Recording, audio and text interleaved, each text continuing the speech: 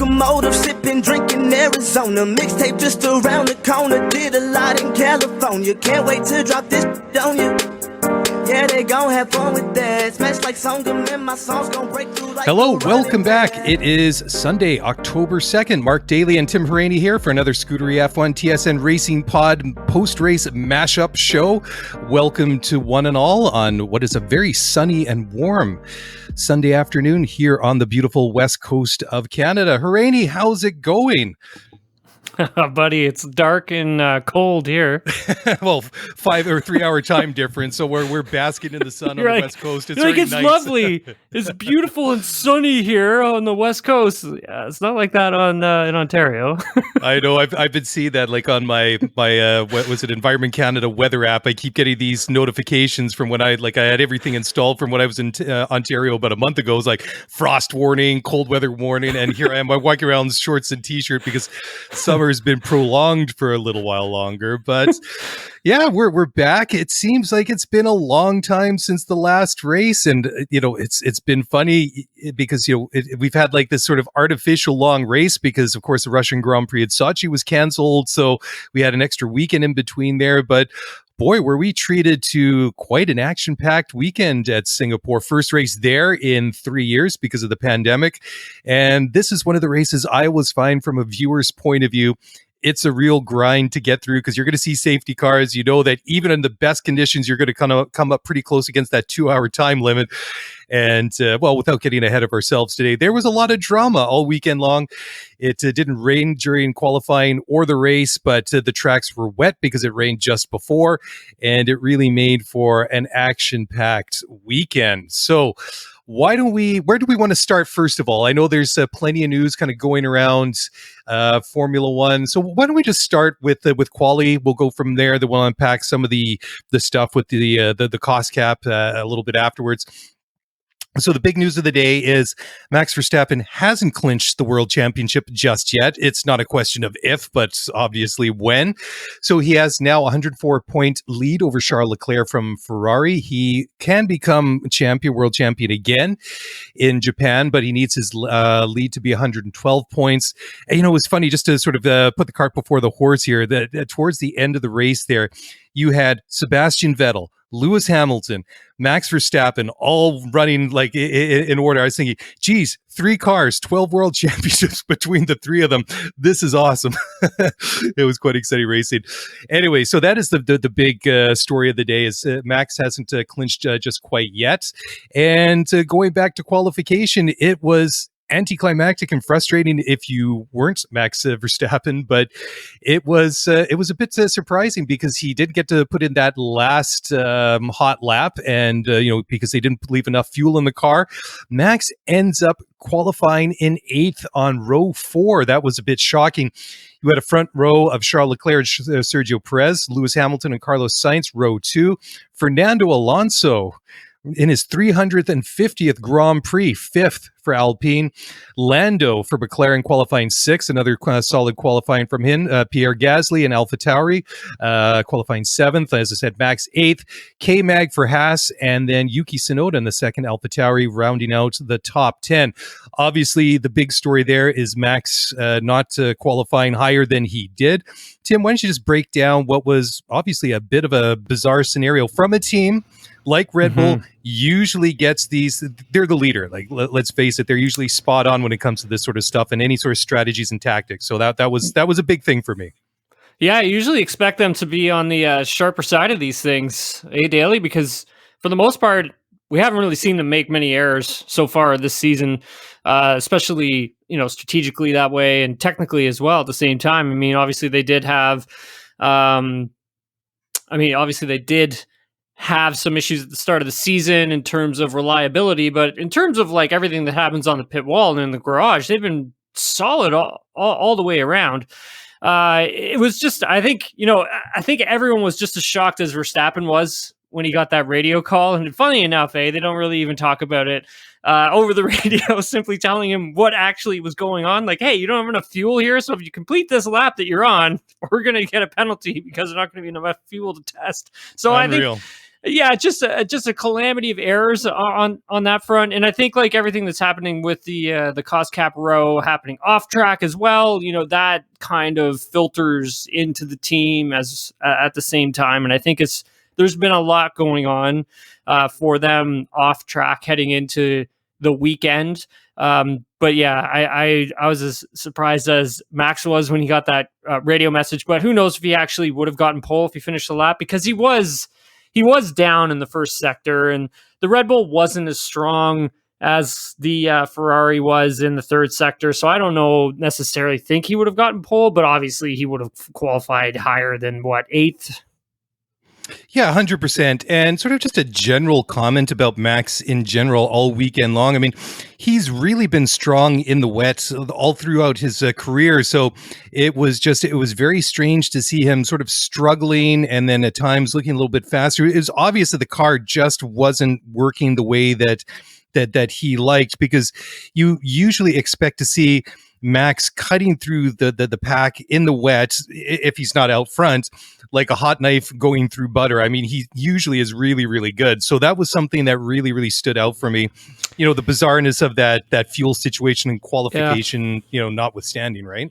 Yeah, the track is also really tough to pass on, right? I mean, that's why they added that third DRS zone. But at the same time, I mean, and factor in the conditions on top of all of that, because on a damp track, it's very difficult to pass somebody. But on a track that's, completely wet, that's a different story. And then obviously you have a track that's completely dry. Again, that's a different story. But when you have those really tricky conditions where you have a bit of a dry line appearing, but then you still have damp sections, you can't really necessarily leave that dry line. Even if you are on the intermediate tire, it's still quite difficult to pull off a move. So I'm actually quite surprised at how high Max actually got during this race, to be perfectly honest with you, because it looked really tough to pass. I mean, even looking at Charles Leclerc, he was throwing everything at Sergio Perez with the kitchen sink, and he was still not able to get by him. And obviously we'll get into that a little bit later, but yeah, I wasn't too surprised by how difficult it was to pass out there. Tim, I just want to get your point of view as a driver. What is it like when you're out in conditions like that, regardless if you're on full wets or inters or slicks? I mean, we see it that whenever you have like a wet track like that, you see the dry line developing. There's always somebody that decides to take the plunge first of all. Today it was George Russell during the race, and then you see, I always liken it to walking out onto a skating rink wearing your sneakers because you're kind of sliding all over the place. But just in general, regardless if it was in qualifying yesterday on Saturday or the race today on Sunday, what's the car like underneath you in those conditions? Like, regardless if it's wet or drying, I mean, if the conditions are changing, just makes it that much more difficult, I imagine. Yeah, just trying to, think about driving your car on like a skating rink or a hockey rink or something that's really slick. That's the feeling that it feels like underneath you. It's just, you can feel that there's no grip. The car slides around a lot. And from the dry line to the damp line, that's where you run into, hey, I'm faster than the guy in front of me. I think I might as well try this. And then you try it and you're like, that's not going to work. And then you sail off into the distance. So it's difficult to judge because, you obviously are being aggressive at the same time and you need to get position. But sometimes you have to pick and choose when that right opportunity is. And sometimes you just can't do it. And you just got to sit at bay until things start to dry up a little bit. I always find that, we'll use Q1 as a perfect example because the track at that point, it just finished raining and the track was drying, but there were other sections of the racetrack that were, I don't want to call it wet, but greasy. And that is actually really hard to drive on. I mean, if it's full wet, then obviously, the wet tires, they do so much. I mean, they expel liters and liters and liters of water every second. And so having something like that at your disposal is a huge benefit. But having that intermediate tire on something that's really greasy doesn't really work out essentially well because there's not a lot of water that the tire's actually having to remove at the same time. So it's really difficult to drive on, and it's very, very slick and slippery, and it's really hard to judge sometimes too. I mean, like you could see some of the drivers, especially when they went to slap on the slicks. I mean, like Lance did it in Q2, and he had a great lap going. I mean, he was a second up from his previous best. That would have put him into Q3, no problem. But just getting it offline just slightly and just leaving the braking just a touch too late. And again, like I was saying, just this greasy sort of pavement, that was enough for it to just ruin his lap in sector 3 and him costing him moving on to Q3. So it's so tough sometimes to judge as a driver when you're out there on those kinds of conditions, Dailey. Well, when you switch the slick tires, how difficult it is when the conditions are wet like that to generate the heat? Because it was funny because we watched George, like eventually he starts setting purple sectors during the race, right? But it took a while. Like it took a really big heat cycle to get the tire up to temperature. So like one of the interesting things was, and we're obviously flipping back and forth between qualifying and race, but for the race and using George Russell as similar an conditions, example, right? Yeah, it's basically, what's the tire pressure going to be like? And if it's at a certain range, okay, well, how many laps does it take for it to come into a window where it's going to start working? And then on top of that, how many laps as a driver, do you have to, really be very uncomfortable with like, hey, this thing's going to go in the wall here at any moment. And like, I don't want to crash, but you guys are making me stay out here like this. So that is difficult to judge on how fast the track is going to dry, because Mercedes seemed to think that it was going to dry, which it didn't for quite a while. But once it did, the tire and track, it was quite interesting because the tire and track actually met at that exact moment. And that's when you started to see George starting to like carve into the gap ahead and set purple sectors and all that kind of stuff. So it is very difficult to judge, especially with the Pirelli compound, like how much, what's the PSI level going to be for it, because you don't know how long it's going to take to get into the window. Yeah, I do want to come back to this tire situation in a minute when we talk about the start of the race, especially. Excuse me, but for the moment, I just want to go back and just wrap up qualifying, see if there are any other names that stood out for you, either for good reasons and bad reasons, and then we'll move on. Impressed to see Fernando qualify where he did. K-Mag obviously qualifying in P9. And then Danny Ricciardo not making it out of Q1 again. So that was a bit of a surprise, a couple of surprises for me. What about yourself, Tim? For Danny Rick, like one of the things is obviously he wasn't running the big upgrade that McLaren had brought this weekend. So Lando Norris was the one who got the big upgrade, and hearing from Ricciardo on Thursday, he was like, yeah, cool, I get it. I know I'm not getting the upgrade. And I know why Lando's getting the upgrade. So, like, he was pretty cool about it. But at the same time, as a driver, you're kind of upset about that because, you want equal playing field. But the team, hearing from Andreas Seidel today, he told us that, yes, Ricciardo will be getting the upgrade in Japan. Aside from that, though, not having that upgrade, I think it did cost him a little bit. But again, I think also track position. When was the track starting to dry? And I think he was one of those drivers that just sort of got caught out by it, because there were a couple, right? So, tough one for Danny Rick, man. But like, hey, we'll get to him in the race, right? Oh, exactly. I mean, his race is one that turned out pretty good, as it did for several other guys. For sure. That I kind of was like wondering about how it's going to turn out for them on Sunday. Okay, well, let's get into the race itself. Again, it apparently rained buckets and buckets about 60 to 70 minutes before the start of the Grand Prix.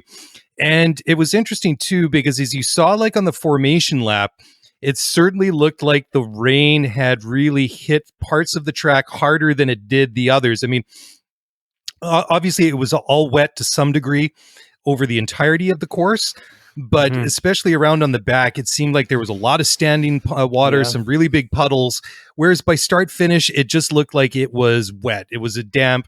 And I just kind of got the feeling that, okay, once this gets going, once these cars get around on it, we're probably going to see the dry line on the, starting on the side by start finish first rather than on the backside of the track. And that's exactly how it turned out. But right off of the start, the two guys that really had a bit of a tough start was Charles Leclerc, who qualified on pole, didn't get a good start off the line and gets beaten to the first turn by Sergio Perez. And, it's kind of funny, but it's just the way they kind of followed each other around for the next, I would say 61 laps. We didn't quite get there, of course. But then Max going into the anti-stall there and losing, 4 positions right on the first lap there. That was very un-Max Verstappen-like. Oh, yeah, big time. I mean, I can't believe... I'm trying to think like the last time I saw Max hit the anti-stall on a start, because he's been really... I want to say he's been dynamite on the starts this season. And same with 100%. Last season. Last season, he was really good. There were a couple, I think, that Lewis got him on. I can't remember which races exactly in 2021. It's kind of a blur, but for obvious reasons. Yeah, exactly. So, I think for him, a frustrating moment. Doing well though to carve his way back, and I think for Max, it's kind of like he has everything to sort of lose, but at the same time, he does a great job of just keeping his head, because we've seen in the past where when Max sort of gets frustrated, or I don't want to say stressed, but when things aren't going his way, he tends to make some rash decisions. Mm-hmm. And this speaks a lot, I think, to the maturity of Verstappen this season that I have alluded to on prior podcasts. He has done a great job of keeping that emotion under control. When you're in the race car, there is a lot of emotion, a ton of it, and you have to do everything you can to manage not only your stress, your emotion. You're obviously managing the race car, you're managing the engine, you're managing the tire. There's so much management going on, right? It's sometimes can get quite difficult, but I take my hat off to Max, because I think he did a really good job of just keeping his composure and getting himself back into the race. Mm-hmm. And it was interesting too with Charles getting a poor start. That also impacted the start of Lewis Hamilton, who qualified third. So he lined up behind Charles on the grid, and that opened the door to Carlos Sainz. And there was a little bit of pushing and shoving between Carlos and Lewis going into those first couple of corners. Lewis kind of goes off onto the paved runoff area there. I didn't see anything that wrong with that. I thought it was just 2 guys. It was at the start. The track was a little bit greasy, so I know that the stewards noted it and then said that no further investigation was necessary, and I thought that was perfectly okay. But what I wanted to talk about was with Lewis, and I thought it was interesting that after a couple laps into the race, Lewis is on his comms. He's talking to his race engineer, Peter Bonington, and he's basically saying, Bono, you guys made the wrong choice with the tires. We should have gone with what I wanted. You guys need to listen to me on this. So apparently, Lewis wanted to go with the full wets, which would have been completely contrary to the other 19 cars on the grid. What's your thoughts on that, Tim? Was that the right call to make, or was that too risky? Because, if 1 or 2 other guys maybe were doing it, sure. But even if you're Lewis, that just seems...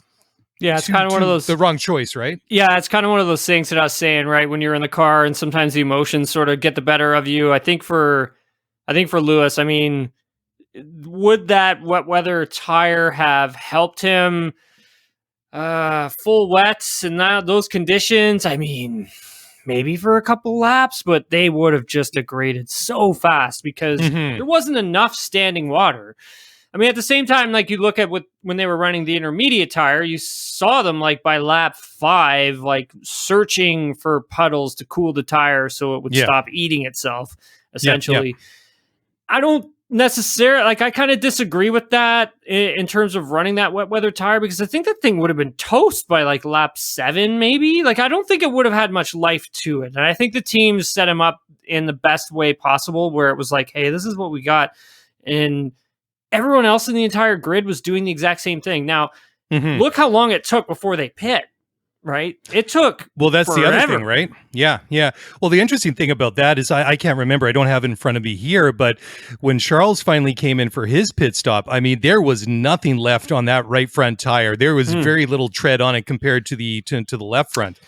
Yeah, and that's the other thing. That's the other thing, though. Sorry to cut you off, Dailey. That's the other thing about that intermediate tire. I mean, if we remember, I believe it was 2020 Turkey. Lewis wore that. I believe it was the intermediate tire he was on, but he wore that thing down to a slick, and they just left him out on it. And I think he finished the race on it as well. I think if memory serves. Yeah. And it held up too.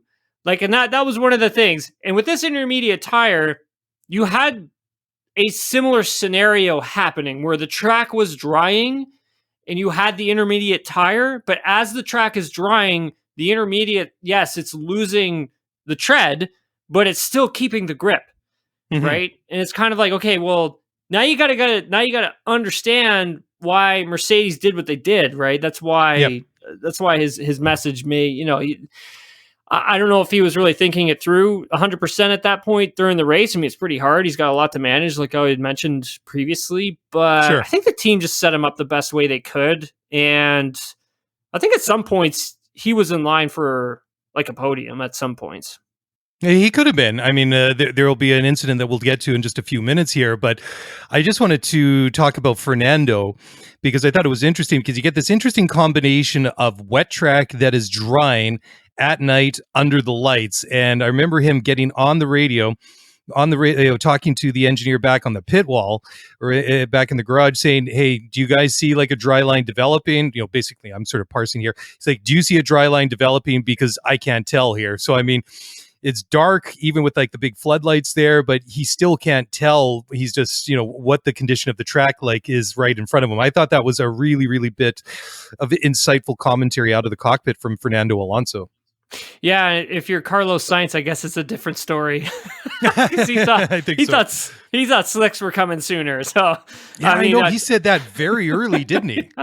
Yeah, I was quite surprised, really. Yeah.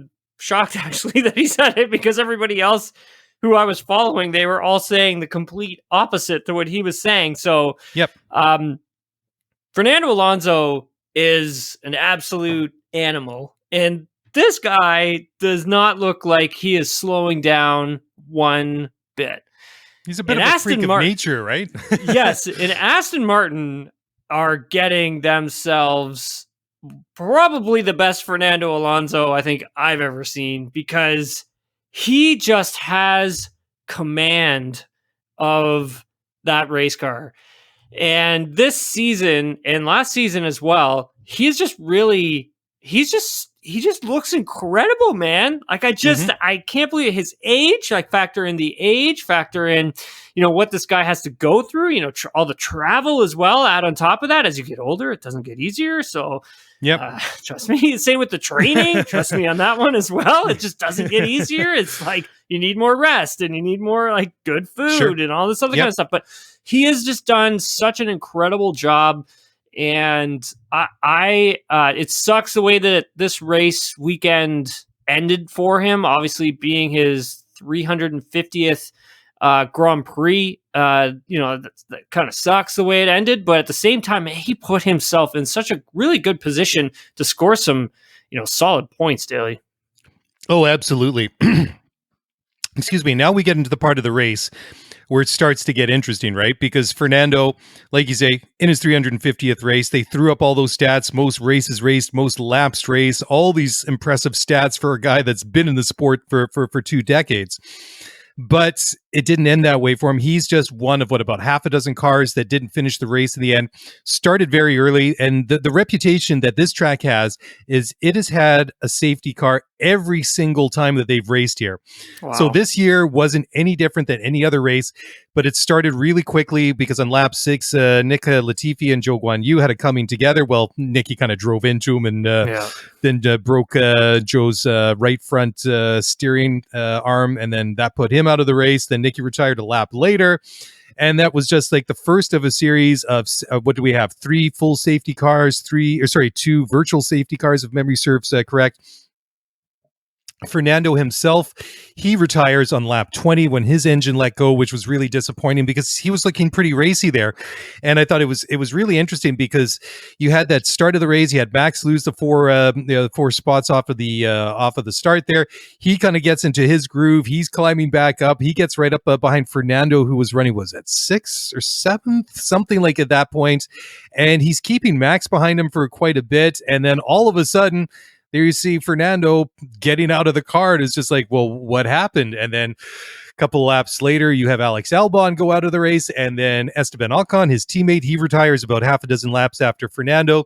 His engine lets go. Eventually, Yuki Tsunoda crashes on lap 34. And it's funny because I texted you and Hammy sort of halfway through the race because I watched it after I got back from my bike ride this morning.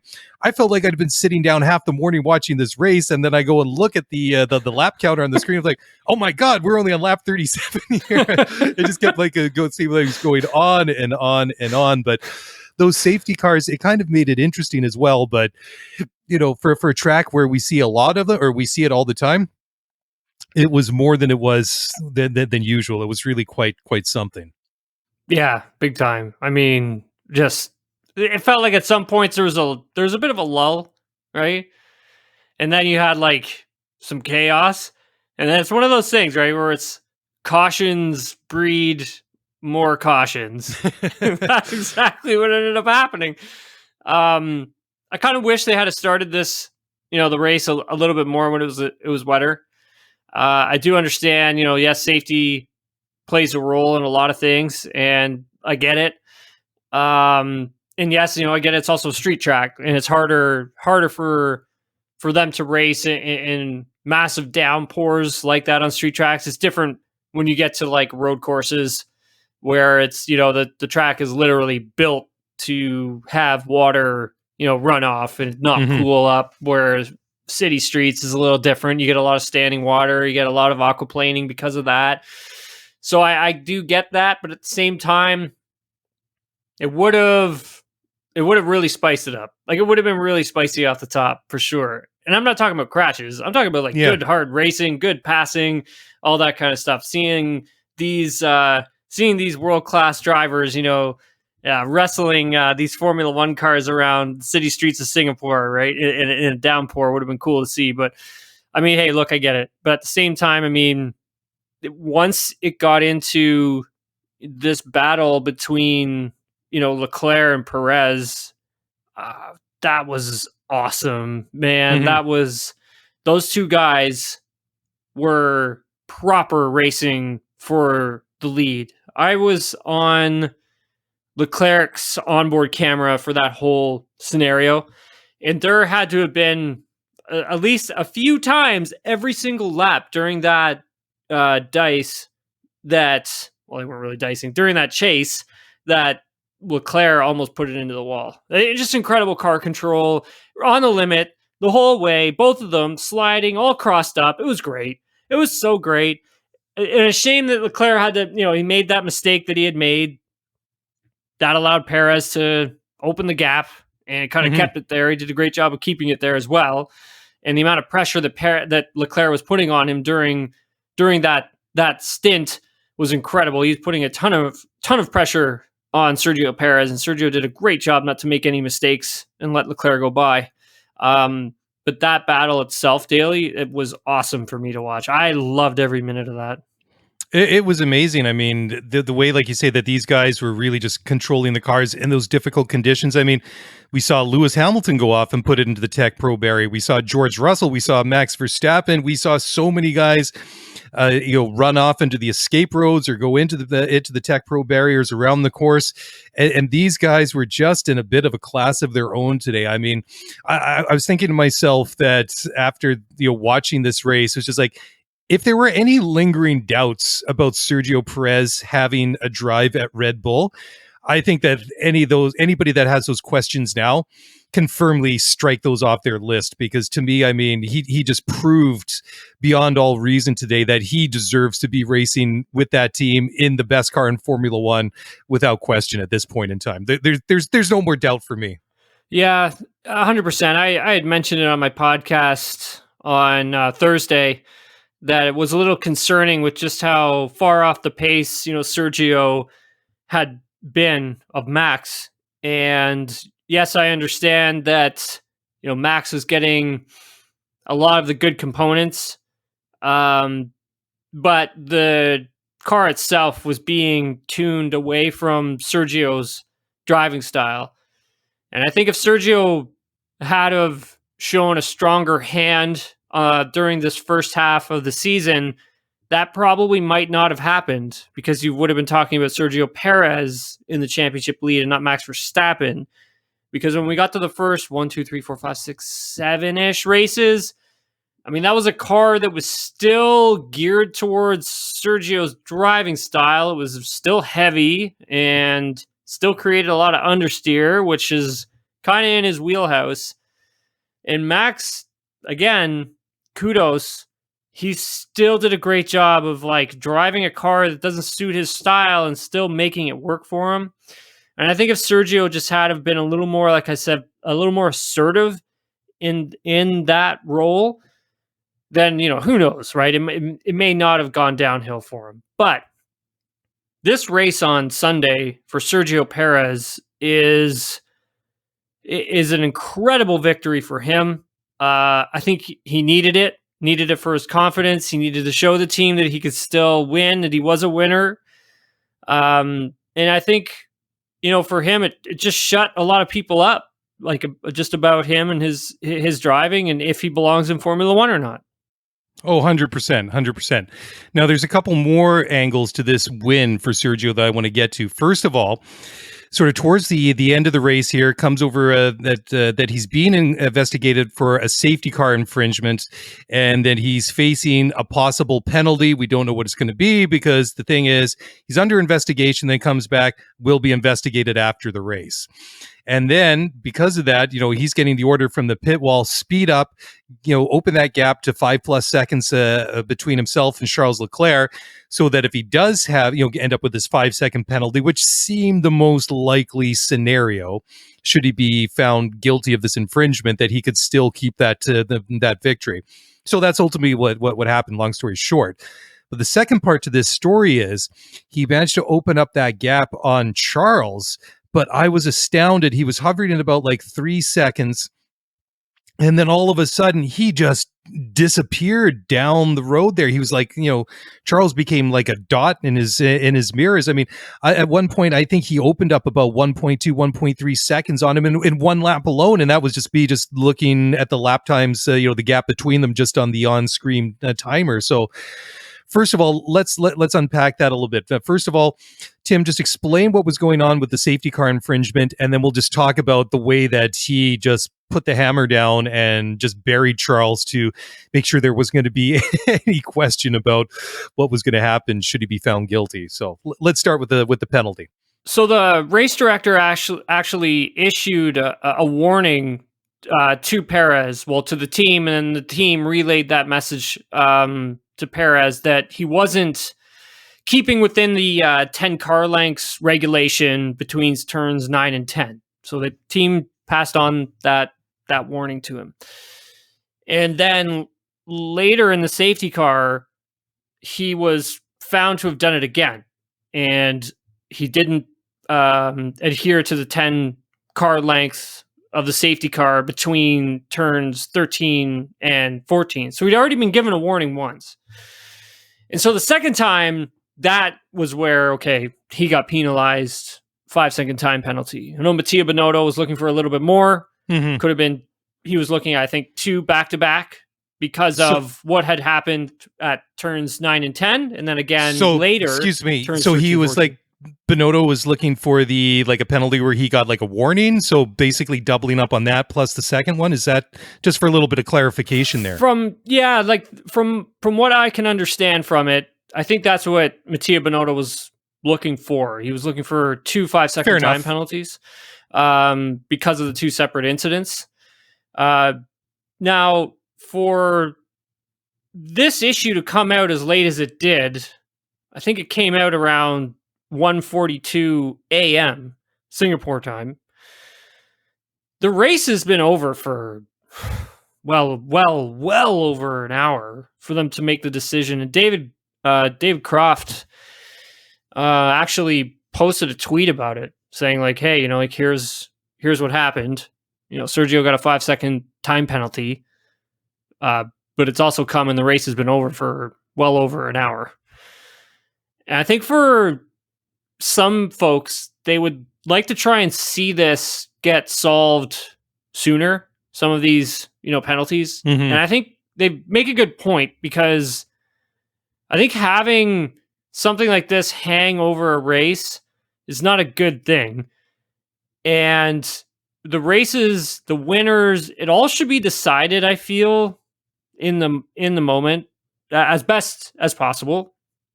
I do understand that the FIA and the race directors, they have a big job to do, and I do get it. Like, I get that. And they have a lot of stuff coming at them.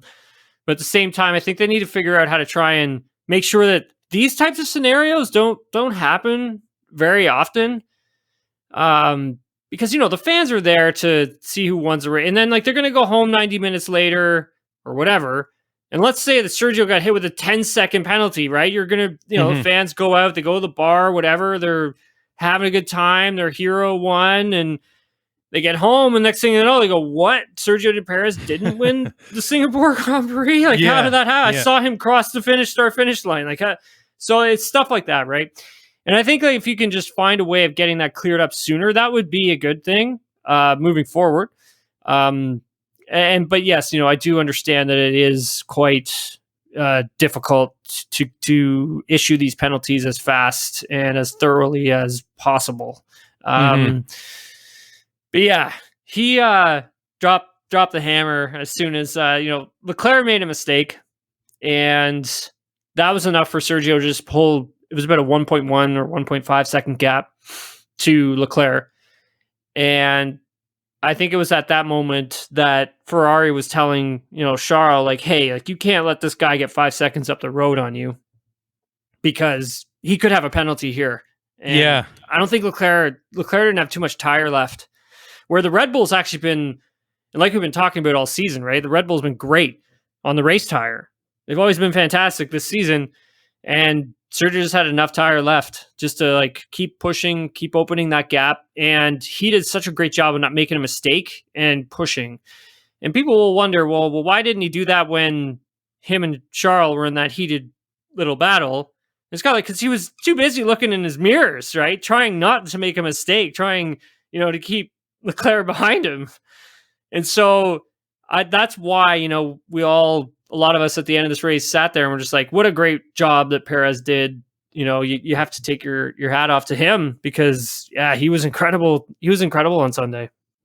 Oh, yeah. Well, I mean, let's not forget that at least 50%, if not more, of this race was run without DRS enabled, right? Yeah. So as soon as they started to, you know, as soon as they switched over to slicks, and then it was just a question of if and not when they were going to enable DRS. And then once they did, I mean, Charles, he was like a quarter of a second, like 0.3 of a second behind. Still, behind Sergio, and it was amazing, just like how close he was at times there. But it was just something else there when he got that sort of 3-second lead, when he knew that this penalty is probably going to come. And sort of, this is just me kind of reading between the lines here. I think that maybe why it took so long was, yes, he was going to get a penalty, but I guess they were debating, is he going to get 1 or 2 penalties here? But regardless, I mean, he just completely disappeared from Leclerc there. And of course, like, maybe like you say, like, Charles's tires were going off, but that was really, really impressive to make sure that Sergio had that. Wanted to make sure he had that 5 seconds plus insurance in his back pocket, because I noticed at one point that, like, the gap that came up on the screen was precisely 5 seconds, and I'm just like, oh, this would make it spicy right now if the race ends and that gap is exactly 5 seconds. I know that would drive people crazy, because they're going to go down probably like the whole season and, you know, final classifications and things like that. But kudos to Perez, because that really was something else there.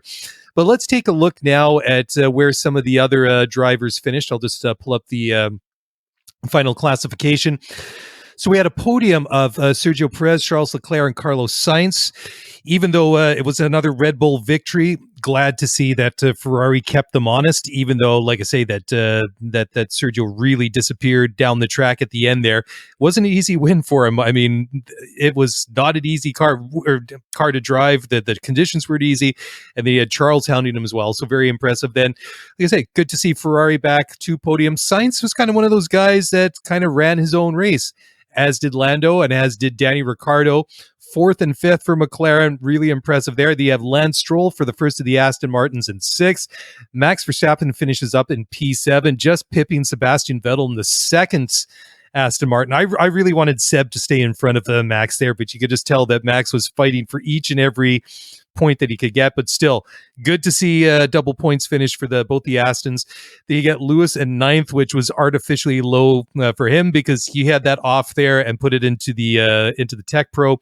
And then rounding out the top 10 was Pierre Gasly, another guy that had a fairly quiet evening. I mean, there was a lot of guys that had offs, but most of the guys that finished in the top 10 had very quiet races. Pierre was one, Vettel was another one, Lance was another one, Lando we saw a fair bit during the race. But talk about redemption for Danny Ricciardo. We talked at the top of the show what a disappointment and what a frustration it must have been for him. Of course, like as you so correctly pointed out, he didn't have the same package of upgrades that Lando had. But still, I think if you're Danny Rick, I think you're going home with your chest puffed out, your head up a little bit. I think you got to be pretty happy with that P5 by the end of the day. Yeah, he hasn't had a top 5, I don't think, since Saudi Arabia 2021. So almost a year.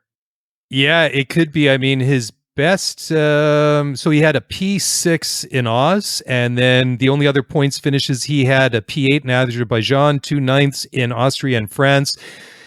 And then Hungary and Belgium, he was 15th, 17th in Holland, retired at Monza. So it's been a little bit difficult. And then a lot of finishes outside of the points all year long. Mm-hmm. So good for him. Yeah, because I mean, really nice job. It's been a rough season for the guy, and this is potentially a guy that might not have a seat come next year. So who knows? I mean, this story probably hasn't been finished, but every day that passes, it looks increasingly likely that he won't have a race seat for 2023. God, I was almost going to say 2022 here. This year's going too fast, but that's another story. So the way that it says setting things up, just run down the Drivers' Championship. Max Verstappen 341, Charles Leclerc 237, Sergio Perez 235. Now that battle between Perez and Leclerc is getting a little bit spicy. Only 2 points between the two of them. Then you got George Russell, didn't score any points today. He had a bit of a rough day. He's on 203.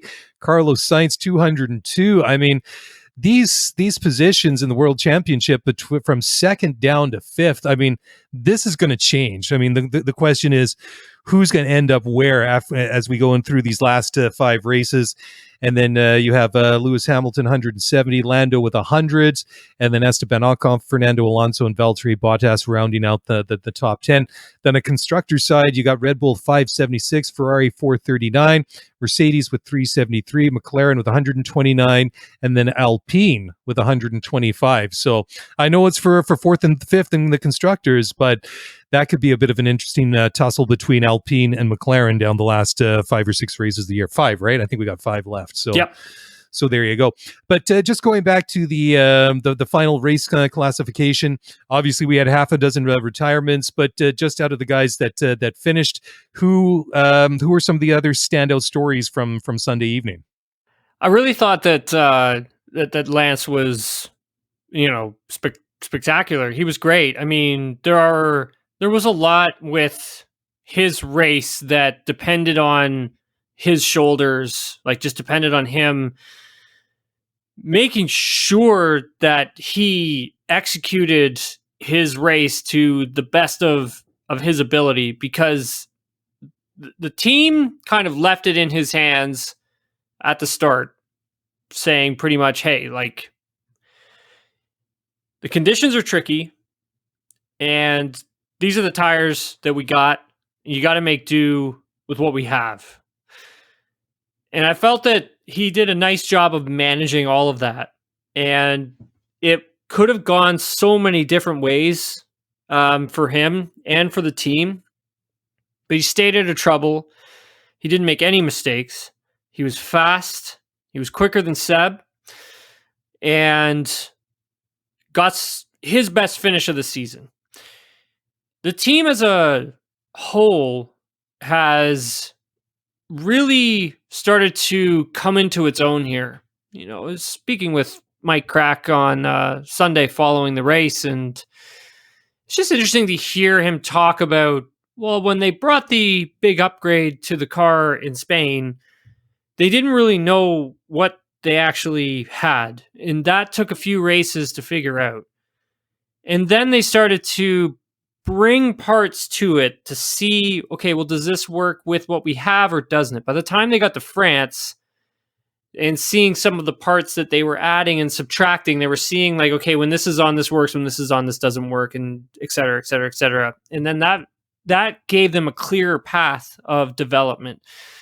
And ever since, they have nailed their development ever since. And if you take a look at the team from where they started, which was like almost dead last, I believe, in Bahrain, like they were at the back, to where they are now, you know, they had a Q3 car. They had 2 Q3 cars on Saturday, which is something they struggled with at the beginning of the season and in the middle of the season, was qualifying and just trying to get into Q2 and then just trying to get into Q3. And now they're at the stage where, okay, they can get this car into Q3 consistently, you know, if the driver's not making mistakes, obviously. But tricky conditions aside, you know, both him and Vettel did a great job. I mean, Sebastian made up, I think it was like 4 or 5 spots right off the start.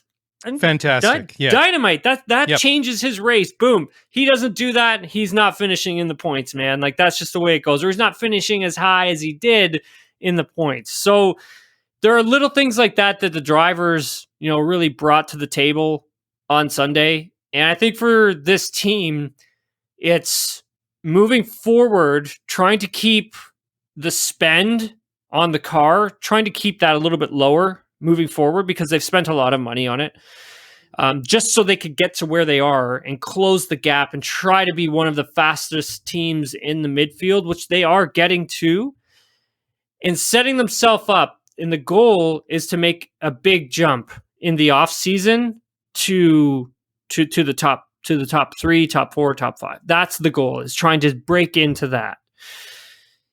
And I think they can do it. I mean, the management that Mike Crack has done with Aston Martin, considering he's like parachuted into this thing at the beginning of the year, and that's not like 6 months ago, right? It's not an easy job, right, Dailey? Just to get dumped in at the last minute, so to speak, and you're like, okay, yeah, you're now in charge of all of this. It's like, I've never done this before, right? So I think he's done a really nice job of like keeping the team focused, for sure, but keeping them on the development path that has them saying, okay, does this work? Does this not work? And nailing that, just absolutely nailing that every time out. And that is what is going to get them higher up in the championship sooner. I mean, obviously they feel like they're not going to be within podium battles until like 2024, 2025, but they're still trying to make sure that they're on a development curve. But by the time they get to 2023, like they're competing into that, you know, top 3, top 4, top 5 sort of position in the constructors standings. Yeah, you know, it's interesting when you think about Aston Martin, especially over the course of this year and last year. It's at times been a bit of from the outside, at least, and I'm sure, you know, for the people inside the team, it probably would echo the sentiment to one degree or another, that it's been a slow and at times frustrating development arc to watch, where it's been like 2 steps forward, but like 1.5 steps or 1 3/4 steps back. But I mean, as you pointed out, I mean, we're starting to see signs of it now, that what they're doing is working. And of course, you know, there's the whole spend on it. But I mean, not only are they developing this car, they're developing this entire organization. Remember, this organization used to be Racing Point, which used to be Force India, which literally came out of a factory that's probably no bigger than my house. I mean, I'm exaggerating. They're building this new state-of-the-art facility at Silverstone, which is going to be the Aston Martin equivalent. No of the wind MTC, tunnel, right? No wind like tunnel. They don't have their own wind tunnel yet.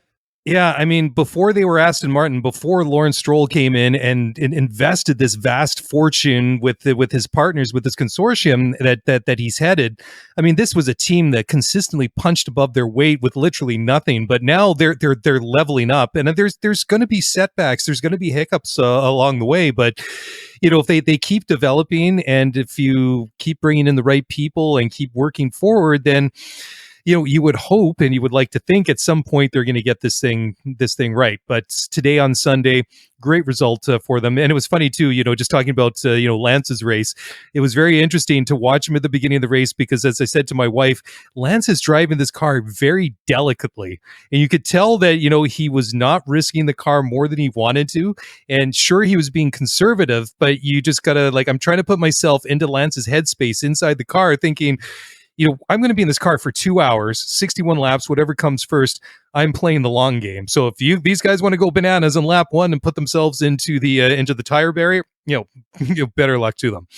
Yeah, Anyways, go ahead. One of the other things with Lance, he gets a lot of crap on social media, obviously, but his qualifying performances and how he's stacked up against Sebastian Vettel this season, he's done a really good job. And, there are some points where he's been a lot faster than Seb has this season. And I mean, Seb's no slouch. I rate Vettel very high, very high.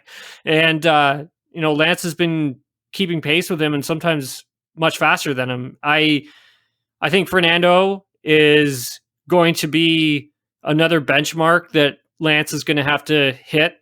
I think Fernando is going to be that driver that's going to either push Lance to another level, to get to another level, or is the opposite. So I think that's a smart move by Aston Martin. It's a smart move by Lawrence Stroll to go and get, Fernando, because he's also not only going to push Lance, he's going to push his team. Because if we take a look at Alpine, and I would really like to talk about Alpine really quickly, Sure. Because again, they've kind of done similar things where it's like they've been developing their car throughout the season. They haven't stopped developing the car. They brought a brand new floor for their car for this weekend at Singapore. Fernando seems to be happy with it. He thinks that they're getting the right data off of it. He has pushed that team so hard in terms of getting what he wants, getting what the car needs onto the car as fast as possible. And I think that's another one of those things that Fernando's going to bring to Aston Martin. He's not a patient driver, and he will push them. And I think that's going to be huge. That's going to take even the team to that next sort of level. If you're Lance, I mean, you must be thinking when you get teammates like first Seb and then Fernando coming in. At first, you must be thinking, "Oh crap!" But at the same time, you must be thinking, "Oh man, this is awesome too." But that's why you're in Formula One. You race against the best, and you got to beat the best, man. And that's why you're there. 100%. Okay, I just want to finish the race recap here on a couple of quotes. First comes from Will Buxton, who said, quote, "What's the point of having wet tires if the wet race starts are always delayed by the FIA until the track is so dry that you don't need to use them," end quote. And the second one is a quote from motorsport.com. This is Lando, who told Sky Sports, quote, "This was by far the hardest race probably of my career, not because I had to hold off too many people, but just the level of concentration you need from lap one to the very end is incredible," end quote. So 2 good points from Will and from Lando, so we'll just leave it there. We wanted to talk now about the cost cap. I'm going to just read another quote here from Karun Chandok, and Karun has to say, quote, "The cost cap row is very important for the FIA and can't be underestimated. If RBR are correct, Red Bull are correct, the other teams will expect a clear explanation that doesn't undermine the system. If guilty, the penalty will set the precedent and will determine how much of a risk teams will take," end quote. Now, this kind of sort of adds on to a quote from Total Wolf, who said it's an open secret that one Formula One team has massively broken the cost cap. So now I will zip it, and I'll let you take it from here, Tim. You want a piece of this? Okay, so well, I mean, let's take a look at it. Yeah, well, maybe not a ton of people are up on this story, so let's kind of let's kind of slide into this thing nice and easy so we can get everybody up to speed on everything that's going on. If we look at it, if you go all the way back to 2021, Formula One introduced first ever cost cap. And by March, teams were filing their financial forms that had to do with how much spend they made during the 2021 season. So it's kind of like filing your taxes at your year end.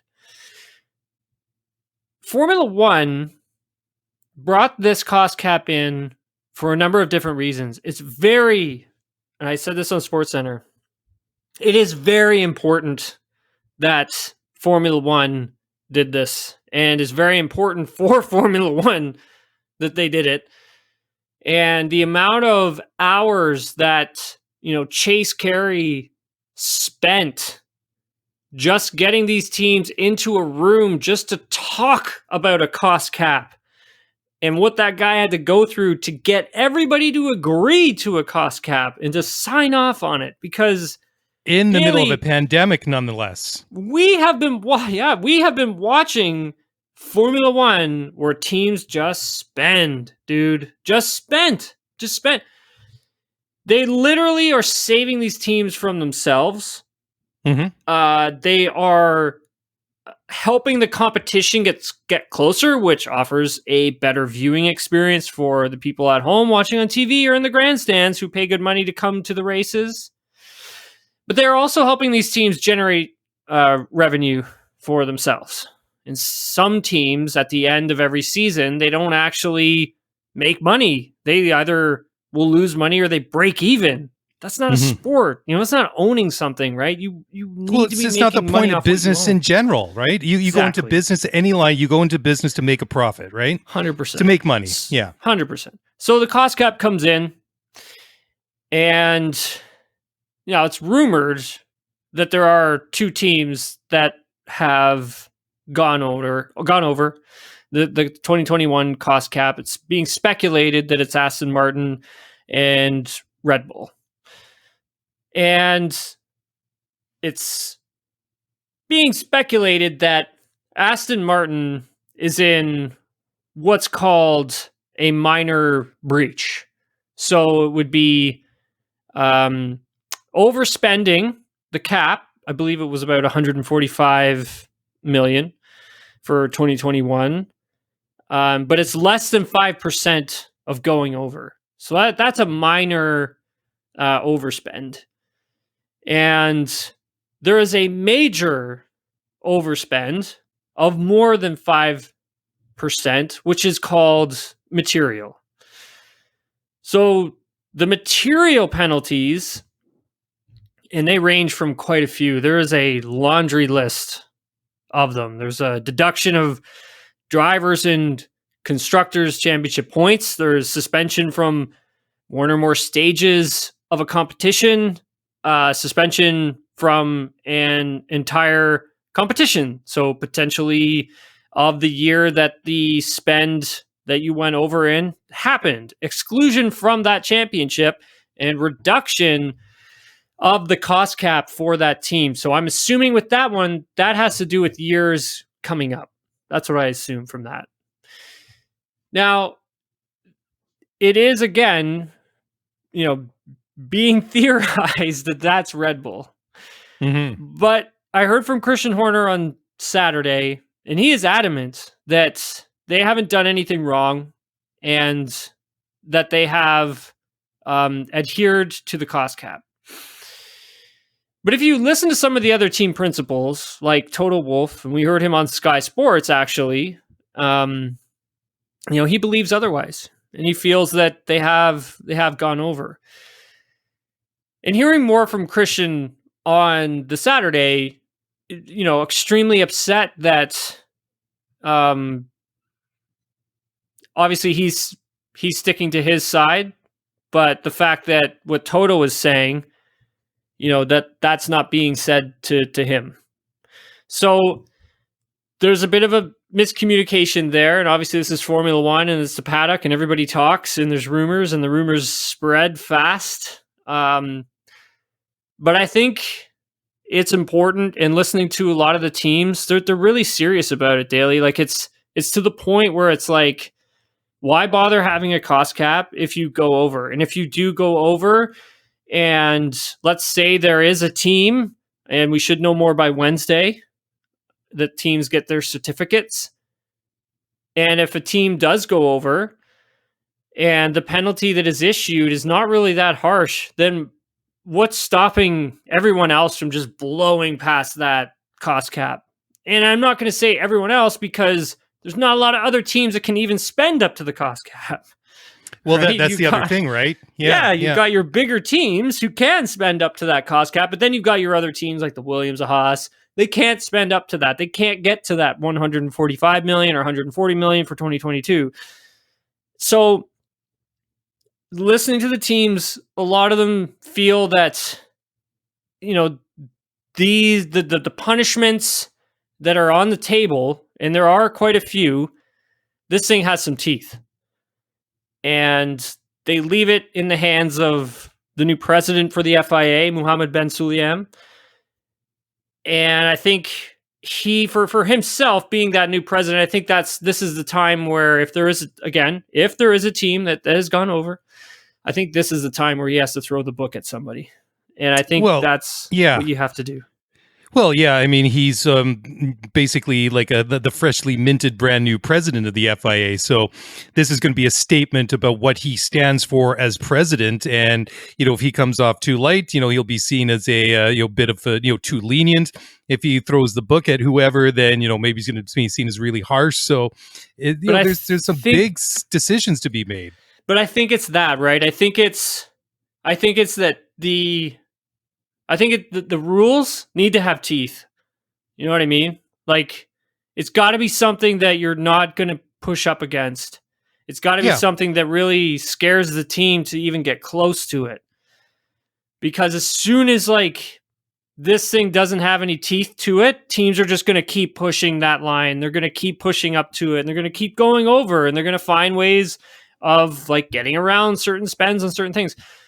So I really think that this is very significant, and that if this has happened, and we're not saying that it has, but if it has happened, that there needs to be an example made. Well, it's interesting, right? Because when you hear the comments by Toto, and he's just, he basically said, quote, "As a matter of fact, all of us have been investigated diligently. And as far as we understand, there's a team in minor breach, which is more procedural, and another team that is fundamentally massively over, and that is still being looked after. So that's an open secret in the paddock," end quote. So, I mean, he hasn't come out and specifically said Red Bull, but, you know, like you say, I mean, it's alleged to be Red Bull and Aston Martin.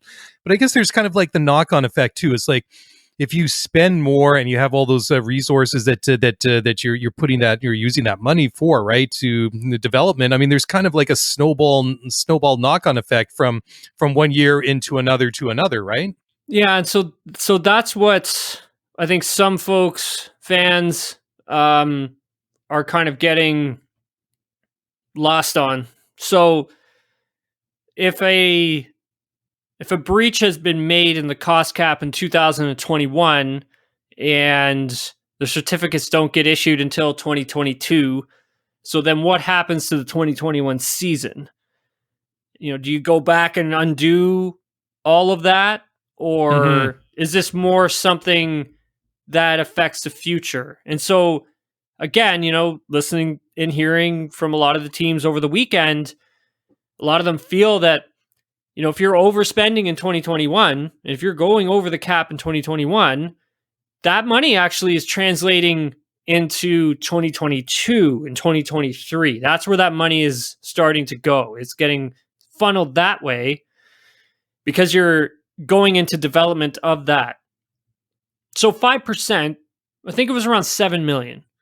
7 million, again, listening to some of the teams, it sounds like it equates to about 2 to 3 tenths worth of lap time, because you can basically hire more engineers as well, right? You can hire more engineers. They can work more hours. They can figure out more ways of generating more performance from the race car. And we're not talking about that current race car. They're talking about the cars that are going to be happening in the next 6 months, the next 12 months, the next 24 months. And that's kind of like where your development curve goes, right? And so, that's what a lot of the teams are having the issues with, because it's performance that affects the future. It's not performance that affects the current or the past. It's performance that's in the future. And that's basically, I think, where a lot of the teams' concerns are.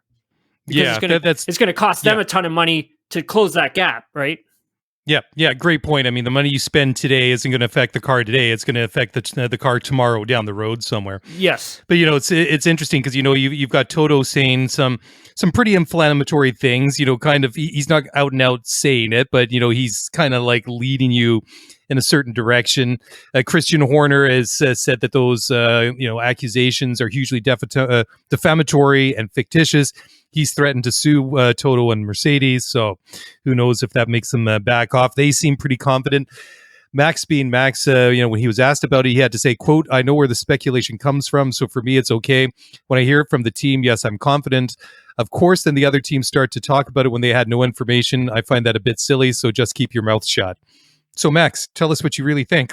But it's interesting. It could potentially be a big week of news, so we'll just have to keep following this story and see how it breaks once more comes to light. But a hugely important moment in time for Formula One. And also for Mohammed bin Sulayem, the FIA president, to kind of underline things. But yeah, interesting. And of course, we should end the show here with a bit of a lighter note, because you shared a really funny tweet in our group chat, and there was some Photoshop of the Spice Girls and Jerry Halliwell, Ginger Spice. I just Googled this. Hold on a second. Hold on a second. But before you get into the full tweet, I am not the one who created the tweet. Oh yeah, no, I was going to point that out. I was going to say that was your one. I just said that I sort of said that you shared a tweet that you found, but you shared a tweet that you found. But it was funny because Jerry Halliwell, who's Ginger Spice, it was Toto's, pardon me, Christian Horner's wife, has been replaced by by Christian with the nickname Spendy Spice. So I thought that was quite amusing. I'm sure Christian probably doesn't, but some people obviously have the time and the sense of humor to do these things. But obviously. I think F1 memes are probably some of the funniest stuff out there. They've been getting some of them are so good. They're so good. Creative. Oh yeah, I could spend an hour looking at some of them, man. Oh yeah, no, that was really good. That made me LOL. Let's just put it that way, to use the appropriate lingo. Hey, but Tim, this was awesome, man. Thanks again for doing this. So as we wrap it up, just remind everyone where they can find you online, where they can find the TS Racing Pod, all that good stuff. Yeah, if you want to listen to more TSN Racing Pod, you can get it wherever you get your podcasts.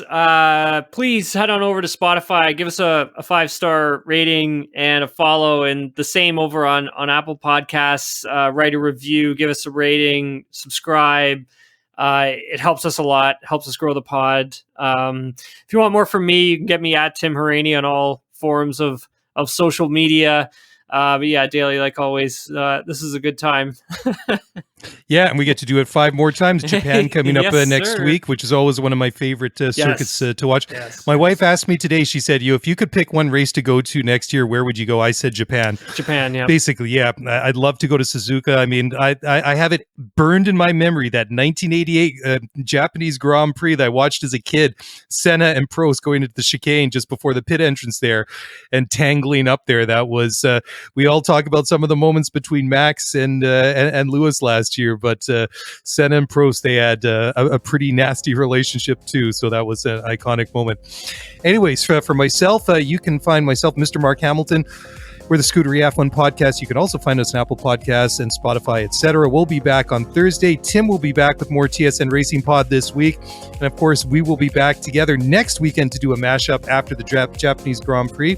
And until then, guys, thanks very much. Enjoy the week, and we'll be back to racing again before you know it. So bye for now.